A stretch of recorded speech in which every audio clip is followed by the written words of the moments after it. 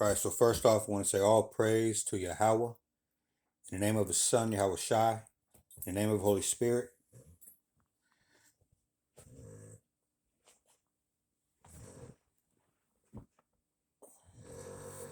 All right, double honors to my elders, apostles, and the bishops of the Great Millstone, otherwise known as GMS for short, but also known as the Prophets of Doom.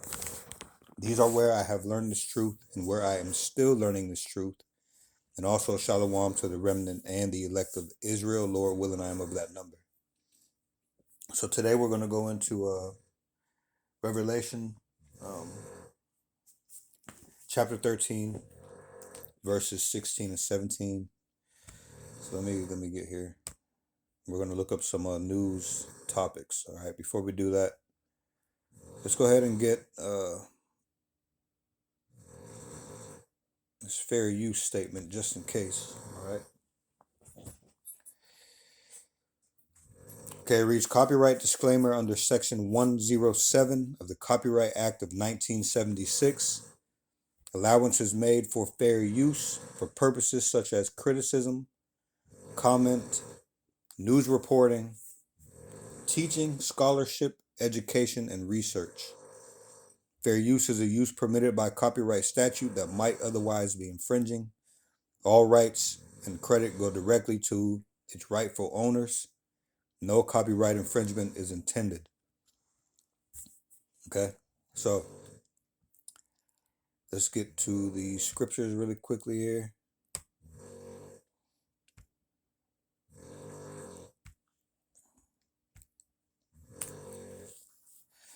All right, Revelation 13 and 16, it reads, and he causeth all, both small and great, rich and poor, free and bond, to receive a mark in their right hand or in their foreheads, and that no man might buy or sell, save he that had the mark, or the name of the beast, or the number of his name. All right, the he in Revelation 13 and 16 is Esau Edom. Okay, more commonly known as the self-called and so-called white man. This does not mean that everyone that is white is an Edomite, and it does not mean that everyone that is not white is not an Edomite. All right, this is where the bulk of the Edomites are. All right, in the self-called and so-called white race. All right, these are the people whom rule the world. All right, they are considered the wicked, and they rule the world. Okay, this is how we tie who these people are to Esau Edom, because they are the ones that the Lord is going to take out of power upon his return. They are also, for the most part, all right, they ran the Roman Empire. Okay, this is how we tie identification of nations to whom is who. All right, there isn't no such thing as a black people or a white people for that matter. All right, so first let's get Malachi 1 and 4. I don't know. I think we might go some other place. Hold on a second. Yeah, we're gonna go some other place first. All right, let me see. First, let's go to Daniel 4 and 17. It reads, this matter is by the decree of the watchers and the demand by the word of the holy ones, to the intent that the living may know that the Most High ruleth in the kingdom of men, and giveth it to whomsoever he will, and setteth up over it the basest of men. All right, these Edomites are the most base men. The only reason that anyone has any power is Yahweh Baal Shem Yahweh Shai, but especially these people, right? They are the basis of men, but the Lord gave them power to rule. Okay, He gave them the power to rule, and they won't even consider the Lord and admit to that. They think that the power that they have is self-gotten. Okay, so they are the ones who have the world in their hand. Now we can go to Job All right, let's go to Job 9 and 24. Okay, it reads, the earth is given into the hand of the wicked. He covereth the faces of the judges thereof. If not, where and who is he? This is two clues to who Esau is, all right? One, the earth is given into the hand of the wicked. Okay, how do we know that the wicked are in power?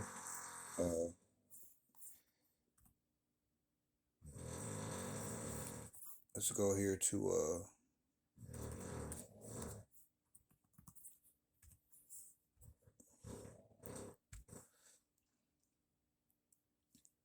all right, Proverbs 29 and 2. When the righteous are in authority, the people rejoice.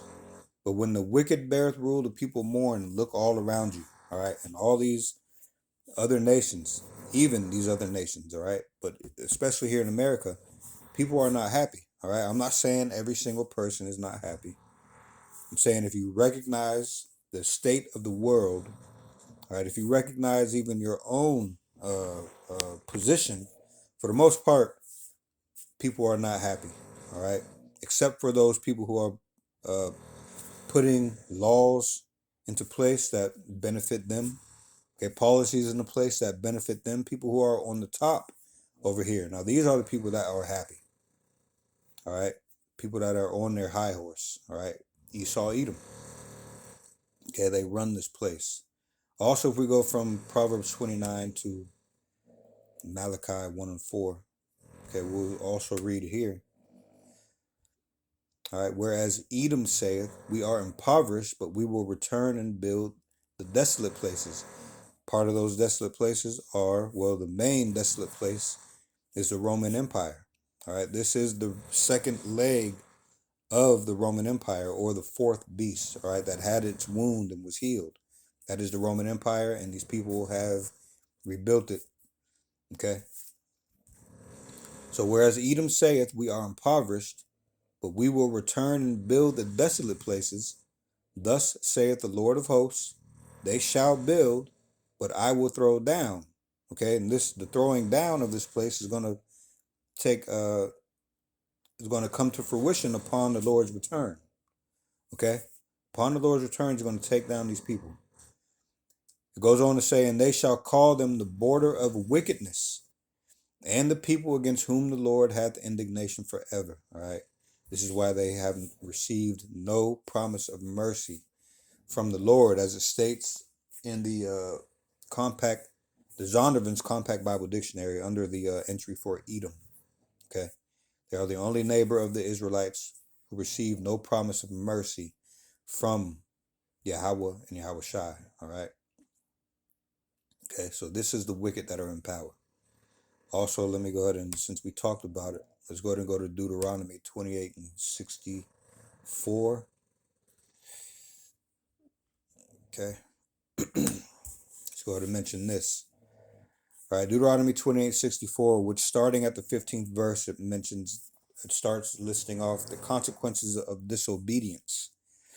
So this lands in one of the consequences, all right? Deuteronomy 28:64 says, and the Lord shall scatter thee, speaking of the Israelites, among all people from the one end of the earth even unto the other. And there thou shalt serve other gods, which neither thou nor thy fathers have known, even wood and stone. All right, so this also points to the fact that Israelites are scattered among all people. So we look like all people. Okay, so that proves right there about if you are focused on color. The only reason why we mention color, as in saying so-called white, so-called black, is so that you can understand who we are talking about. If we just keep saying Esau, Edom, and you have no foundation yet, all right, you're not going to know who we're talking about. So we always have to point out whom we are speaking about. All right, when we speak of the two characters in the Lord's movie, all right, the two main characters are Esau, Edom, and Israel. Okay, but we are scattered among all people. So is Esau. So are these other nations. All right. Okay, but the bulk of the Edomites are in the self-called and so-called white race. All right, we can tell you this because, again, the power structures, what the Lord said about who would be in power upon his return. All right, who had the blessing of the sword, which is can interpret to this day as the modern day gun, missile. All right, whatever technology you got out there, um, that you use well to turn on the people. Okay, all right. So that's how we know who is who. Okay, now let's go back to Job for a minute and get the second part of this verse.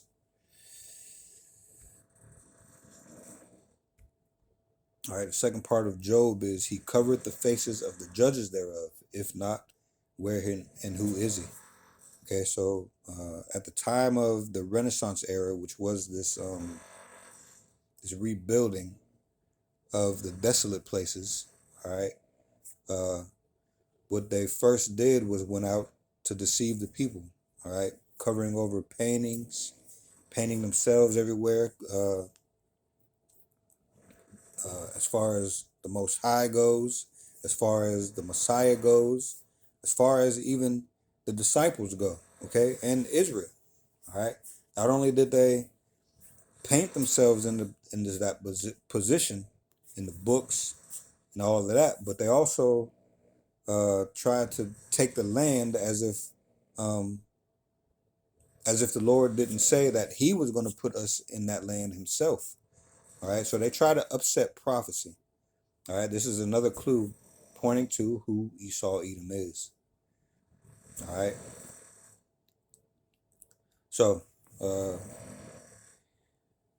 you can look at Ecclesiastes. Let's go there really quickly. Ecclesiastes 1 and 9. All right, which tells you the thing that hath been, it is that which shall be, and that which is done is that which shall be done, and there is no new thing under the sun, pointing to things happening over and over. All right, it happens over and over because a lot of these spirits of the past are here again, doing these same things. All right, so now considering that, oh man, let's see. If we go to, let's see, what is it going to be in?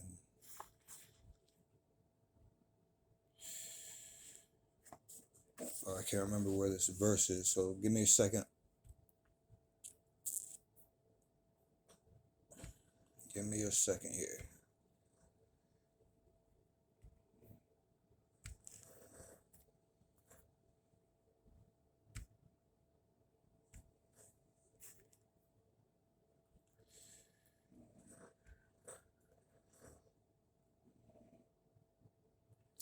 All right, First Maccabees 3.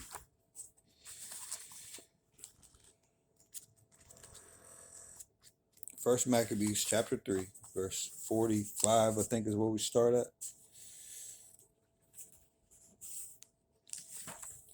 Keeping in mind that Ecclesiastes 1:9 that we just read, all right, about things happening over and over, okay?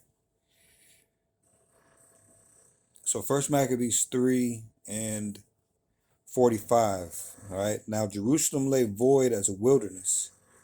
There was no one of her children that went in or out. The sanctuary also was trodden down, and aliens kept the stronghold. The heathen had their habitation in that place, and joy was taken from Jacob, and the pipe with the harp ceased. All the joy was taken from the Israelites. Okay, back then and now. All right. Wherefore the Israelites assembled themselves together and came to Maspha over against Jerusalem, for in Maspha was the place where they prayed aforetime in Israel. Then they fasted that day and put on sackcloth and cast ashes upon their heads and rent their clothes and laid open the book of the law, wherein the heathen had sought to paint the likeness of their images. All right, so the same thing has happened. The world is blind to this fact for the most part. Okay, for the most part. All right, again, pointing to whom Esau Edom is. Okay. Also, if we go here to Daniel, let's see. Let's use this tab. Go to Daniel. I think it's Daniel 2. Go to Daniel chapter 2. All right, let's read verse 22 really quickly. He revealeth the deep and secret things. He knoweth what is in the darkness, and the light dwelleth with him, speaking about Yahweh Baal Shem Shai. All right, now I want to take another detour here to Amos 3 and 7. It reads, surely the Lord power, Yahweh, will do nothing, but he revealeth his secret unto his servants, the prophets. All right. So even if the whole world thinks one way, okay, the prophets know the secrets, and what the prophets are speaking on these secrets. All right. But the world isn't accepting them, although they're right here in black and white in these scriptures. All right. But back here in Daniel 2, okay, this is when Daniel was revealing the vision of the king that the king Nebuchadnezzar had in his dream about the statue. Okay, so let's get down here to the king's dream. Okay, it says, thou, O king, sawest, and behold, a great image. This great image, whose brightness was excellent, stood before thee, and the form thereof was terrible. And the image's head was of fine gold, his breast and his arms of silver, his belly and his thighs of brass, his legs of iron, his feet part of iron and part of clay. Thou sawest till that a stone was cut out without hands, which smote the image upon his feet that were of iron and clay, and brake them to pieces. Then was the iron, the clay, the brass, the silver, and the gold broken to pieces together, and became like the chaff of the summer threshing floors, and the wind carried them away, that no place was found for them. And the stone that smote the image became a great mountain and filled the whole earth. Now this just summed up a bunch of time right here. All right, it went through 4 kingdoms, and even told you about the Lord's kingdom. Okay, we read that going on. Right above Daniel 2 and 36, it reads the interpretation. Babylon, the first kingdom. Okay, it says, this is a dream, and we will tell the interpretation thereof before the king. Thou, O king, art a king of kings, for the God of heaven hath given thee a kingdom, power, and strength, and glory. And wheresoever the children of men dwell, the beasts of the field and the fowls of heaven hath he given into thine hand, and hath made thee ruler over them all. Thou art this head of gold. All right. Above Daniel 2 and 39, it says Medo, Persia, and Greece. It says, after thee shall arise another kingdom inferior to thee, and another third kingdom of brass, which shall bear rule over all the earth. All right, Medo, Persia, and Greece. As far as the fourth kingdom, listen to this. Daniel 2 and 40, the subheading above it says Rome. All right, the fourth kingdom shall be strong as iron, for as much as iron breaketh in pieces and subdueth all things, and as iron that breaketh all these, shall it break in pieces and bruise. And whereas thou sawest the feet and toes, part of potter's clay and part of iron, the kingdom shall be divided. All right, and this time here, okay, we are in the toes of this thing. We are in the feet. All right, they're trying to get their system together. All right, the Edomite system, which is the beast. It's a system. Okay, trying to get it together, but you have poor of those alliance, and you have rich of those alliance, and the rich are trying to overstep the poor. Right, they're just starting to do a lot of infighting. All right, and whereas thou sawest the feet and toes, part of potter's clay and part of iron, the kingdom shall be divided, but there shall be in it the strength of iron, for as much as thou sawest the iron mixed with miry clay. And as the toes of the feet were part of iron and part of clay, so the kingdom shall be partly strong and partly broken. Whereas thou sawest iron mixed with miry clay, they shall mingle themselves with the seed of men, but they shall not cleave to one another, even as iron is not mixed with clay. All right, these little alliances that they have, this infighting is dividing them. All right, showing a division. Okay, then after these kingdoms go down, all right, we heard about the Assyrio-Babylonian, okay, the Medo-Persian, the Greek, and the Roman Empire. Okay, after this, the divine kingdom is going to be set up. Okay, and in the days of those kings shall the power of heaven, Yahweh Bahashim Yahushai, all right, set up a kingdom which shall never be destroyed, pointing to our immortality. All right, that's going to come with the Lord putting his law, statutes, and commandments within us. All right. And the kingdom shall not be left to other people, showing that this is not for everyone. All right. Only Israel. Okay. But it shall break in pieces and consume all these kingdoms, and it shall stand forever. For as much as thou sawest that stone was cut out of the mountain without hands, and that it brake in pieces the iron, the brass, the clay, the silver, and the gold, the great God, all right, Yahweh Baal Shai, hath made known to the king what shall come to pass hereafter, and the dream is certain, and the interpretation thereof is sure. Okay? So during the time of this fourth beast, all right, the Lord's going to return and set up his kingdom. We are in the midst of that fourth beast. If we go here to Daniel 7, let me see. If we go here to Daniel 7,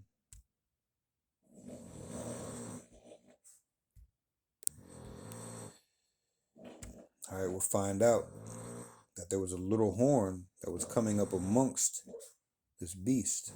All right, and this is speaking of America. All right, let's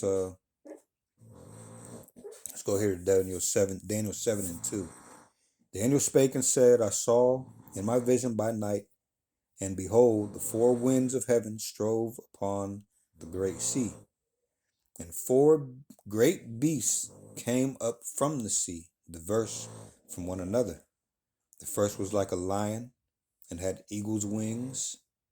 Behold, I beheld till the wings thereof were plucked, and it was lifted up from the earth, and made stand upon his feet as a man, and a man's heart was given to it. All right, spoke of the Babylonian Empire. Okay, and the Babylonians taking over the Assyrians. Okay, Assyrio-Babylonian.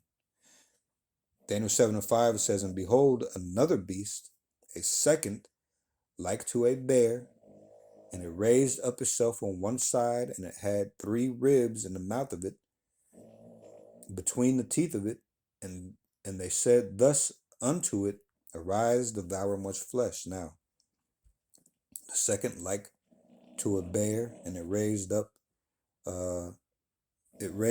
itself on one side. This is speaking of the Medo-Persians. Right, the Medes being the bear.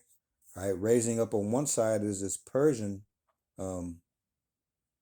empire taking over the Medes. Okay, and defeating the 3 ribs. All right, Libya, Egypt, and Babylon. All right, took down the Babylonian Empire. Remember, it was Assyrio-Babylonian, then went to Medo-Persian. Okay, the Medo-Persian Empire conquered those Babylonians. Okay, Daniel 7 and 6 now says, after this I beheld, and lo, another like a leopard, right, speaking of the Greeks and Alexander, which had upon the back of it 4 wings. Okay, the 4 generals that took over after Alexander,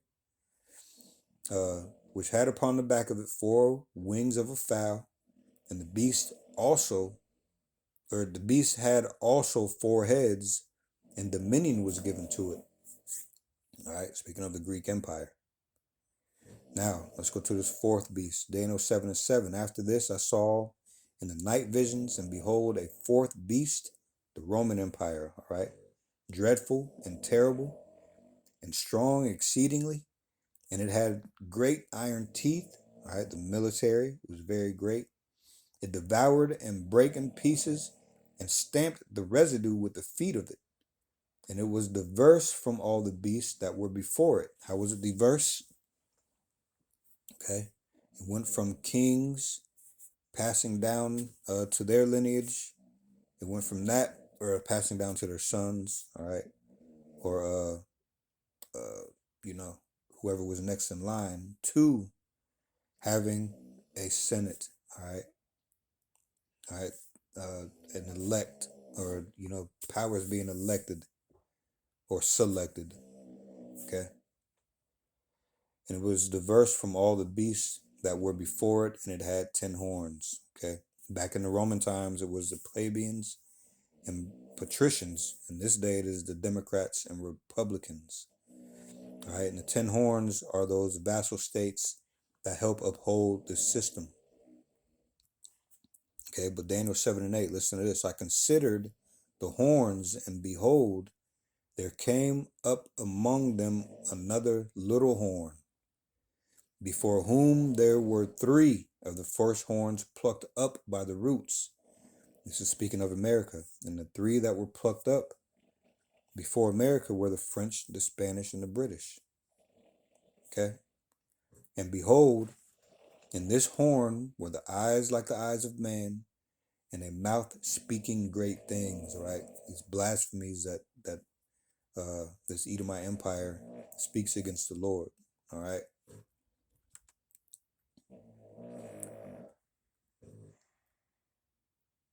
Okay, if you jump down here to Daniel 7:15, the subheading reads, the vision interpreted. It says, I, Daniel, was grieved in my spirit in the midst of my body, and the visions of my head troubled me. I came near unto one of them that stood by, and asked him the truth of all this. So he told me, and made me know the interpretation of the things. These great beasts, which are 4 kings which shall rise out of the earth. But the saints of the Most High shall take the kingdom and possess the kingdom forever, even forever and ever. All right. Then I would know the truth of the 4th beast, which was diverse from all the others, exceeding dreadful, whose teeth were of iron, and his nails of brass, which devoured, brake in pieces, and stamped the residue with his feet. Okay, and the 10 horns that were in his head, and of the other which came up, and before whom 3 fell, even of that horn that had eyes, and a mouth that spake very great things, whose look was more stout than his fellows. All right, this is the most prideful place over here, man. Okay, they boast that they're the front man for the system. All right, this is the capital of Babylon. All right, this is the capital of the Edomite Empire. All right, this is Babylon the Great. Okay, and I beheld, and the same horn made war with the saints and prevailed against them. All right, all the treatment that we had over here. Okay, and I'm not talking about just blacks, so-called blacks. Okay, all the tribes have been fucked up over here in this land, man. All right, we were oppressed together here. Okay, Daniel 7:21, I beheld till the same horn made war with the saints and prevailed against them, until the Ancient of Days came, and judgment was given to the saints of the Most High, and the time came that the saints possessed the kingdom. Okay, thus he said, the 4th beast shall be the 4th kingdom upon the earth, which shall be diverse from all kingdoms, and shall devour the whole earth, then shall tread it down and break it in pieces. Okay, and the 10 horns that came out this kingdom are 10 kings that shall arise, and another shall arise after them, And he shall be diverse from the first, and he shall subdue 3 kings.